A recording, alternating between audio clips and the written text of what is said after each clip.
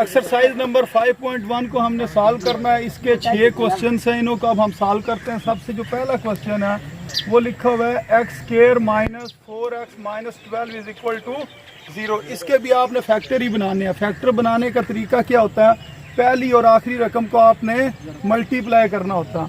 तो ये वो सबसे पहले एक्स स्क्वायर लिखा और इधर क्या लिखा -12 और जब एक्स स्क्वायर को मल्टीप्लाई करेंगे कितना बन जाएगा -12 एक्स स्क्वायर। इधर से आपने 12 के फैक्टर बनाने हैं। इधर यूँ 2 लाइनें लगा लें। इसके दरमियान में क्या लिखा हुआ -4x, तो इस जगह पर लिख देंगे -4x। अब 12 आपने देखना है कौन कौन से टेबल पर जाता है।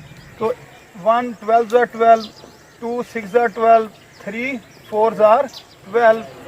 अब आपने ये देखना है कि -4 किससे बनेगा। अगर हम सॉल्व करें तो कितना बनेगा, या 13 या 11। इसको सॉल्व करें तो यहाँ से 4 बन सकता है 8 और इधर 7 या 1।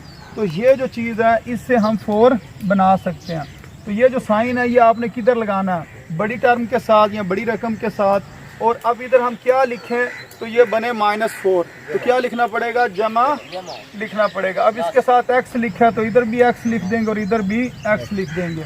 तो इसको अब हम सॉल्व करते हैं। एक दफ़ा इसको दोबारा लिखना है, x square minus 4x minus 12 is equal to 0। X square के नीचे एक्स स्क्वायर। अब 4x की जगह पर हमने क्या लिखना है, -4x की जगह पर लिखेंगे +2x minus 6x minus 12 is equal to 0।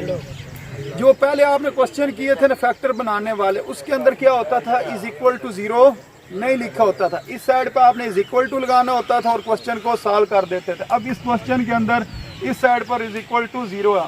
अब सेम उसी तरह आपने क्वेश्चन सॉल्व करना है। पहली 2 टर्म में से आपने x कॉमन ले लेना, इधर आ जाएगा x+2। अब ये जो चीज़ है ना x+2, इसको आप आगे लिखते हैं। अब आपने इस जगह पर ऐसी चीज़ लिखनी है जिसके लिखने से ये -6x बने। तो इधर क्या लिखेंगे, -6x। अगर -6 को हम x से मल्टीप्लाई करें तो क्या बन जाता है, -6x। और अगर -6 को हम 2 से मल्टीप्लाई करें तो ये कितना बन जाएगा, -12। तो जो चीज़ इधर लिखनी है वही चीज़ आपने आगे लिख लेनी है। अब ये जो 2 बार लिखी है इसको 1 बार लिख लें। इस जगह पर हम x+2 को कॉमन लेंगे, बाकी क्या बचेगा, x -6।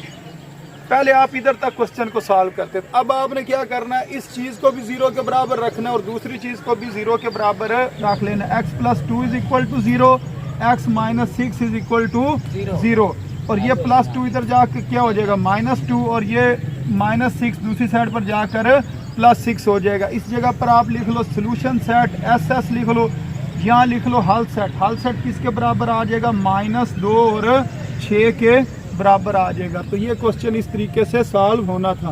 हाँ जी, क्वेश्चन नंबर 2 हमारे पास है x square minus 6x plus 5 is equal to 0। इसके अंदर आपने क्या करना, पहली और आखिरी रकम को मल्टीप्लाई करना। ये क्या बन जाएगा, +5x स्क्वायर। इधर से आपने 5 के फैक्टर बनाने हैं। देखना 5 किस किस टेबल पे जाता है। तो 1 5 जार 5। अब ये कितना बनाना है आपने, -6। तो दोनों के साथ क्या लगाएंगे, इधर पहले लिख लो -6x। ये जो साइन है बड़ी टर्म के साथ लगाया और इधर अब हम क्या लिखेंगे, माइनस। दोनों साइडों पर माइनस लिखा तो ये इसके फैक्टर बन गया। अब इसको अब हम सॉल्व करते हैं। एक दफ़ा सवाल को दोबारा लिख लेंगे, x square -6x plus 5 is equal to 0। X square के नीचे एक्स स्क्वायर, -6x के नीचे क्या लिखेंगे, -1x minus 5x plus 5 is equal to 0। अब पहली दोनों टर्म में से क्या कॉमन आ जाएगा, x कॉमन आ जाएगा। इधर आ जाएगा x -1। अब यही x -1 आगे लिख लो, x -1 इज इक्वल टू 0। अब इस जगह पर आपने कोई ऐसी चीज़ लिखनी है जिससे ये -5x बने। तो इधर क्या लिखेंगे, -5। अगर मैं -5 को x से मल्टीप्लाई करूं तो क्या बन जाएगा, -5x और माइनस और माइनस प्लस और 5 1 जार 5। इसका मतलब ये कॉमन आपने सही इधर लिखा। तो ये x -1 दोनों 2 बार है, इसको 1 दफ़ा लिख लो और बाकी क्या आ जाएगा, x -5। तो इसका मतलब ये आपने x -1 को बाहर कॉमन ले ली और बाकी जो चीज़ बच गई इधर वो x और इधर जो चीज़ बची वो -5 है, इज इक्वल टू 0।